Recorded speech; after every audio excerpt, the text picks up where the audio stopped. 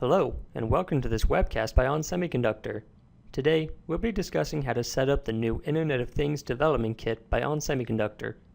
We're going to show you step-by-step actions you will need to take to install and operate the IoT development kit.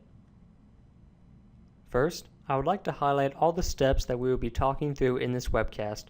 Please feel free to pause the following slides if you would like to look over the steps for setting up your kit and keep them for reference later on. These first few steps are on how and where to obtain the software needed and how to install the kit software. This next slide shows the steps on connecting the hardware to your computer and opening the software. Again, please pause and save these steps if needed. These last steps will talk about the final steps for running through the software in a simple example. So let's get started. First, you will need to download the IoT development kit from the ON Semiconductor website.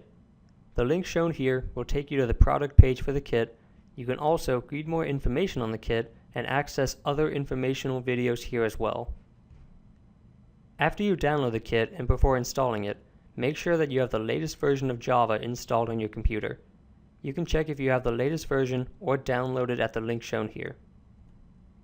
Then install Java before the IDK software if needed. The next step is to install the GNU toolchain, which is included in your download of the IoT kit. Launch the file titled gnu-toolchain.exe and install it in the default folder. Once it's installed, then install the file titled idkinstaller.exe.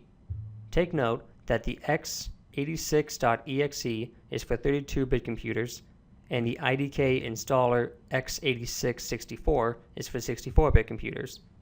Install either one of these depending on the type of computer that you're using. Next, double-click on the installer file and read through the license agreement. Once you've read through the agreement, then accept the terms, click Next, and choose the destination folder to be ON Semiconductor. Once the install is complete, then you can close the IDK setup window. Now we're moving on to the hardware setup. First, you should check that the jumpers on the baseboard are connected and set in place. Set the baseboard jumpers to the positions shown in the picture you see here. Then connect the mini USB cable to the baseboard here and to your computer.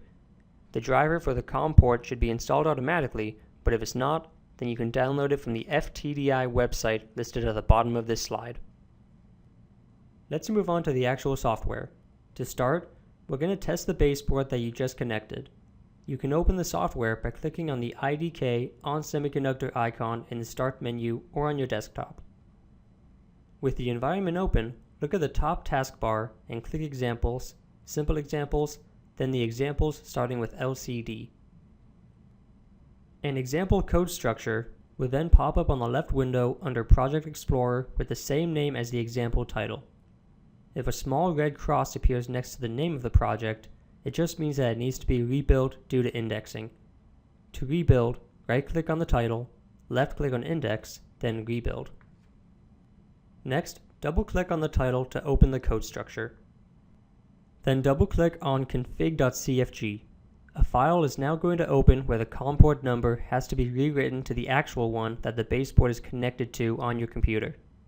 For this demonstration, we're going to rewrite the starting COM port number of COM4 to be COM7. Here you can see that the COM port number now shows COM7 instead of the default of COM4. Once it is rewritten to the correct port, then you can close the window and save the configuration. Now left-click on the project title once more. Click on the green ON Semiconductor icon on the top taskbar and a command prompt window will pop up with a countdown timer. With the timer going, push the reset button on the baseboard, shown in the red box here next to the screen. The programming of the baseboard will now start. Once it's finished, the window will say to push the button again. Simply push the same button you just pressed again. A window will then show a message saying, "This is LCD demo. Observe the LCD display on baseboard for demo." So take a look at your baseboard display and you should see a greeting message. And with that, you have successfully tested the baseboard with a simple example. If you need any help with navigating the IoT development kit, there is a detailed explanation under the Help button on the top toolbar. Click Help, then Help Contents. Under Help Contents, you can access the IoT Development Kit User Guide and see all the help topics that's listed on there. And with that, I would like to thank you for watching this webcast on setting up the new Internet of Things Development Kit by ON Semiconductor. To learn more about the kit or a list of our other products, please go to www.onsemi.com. Thank you.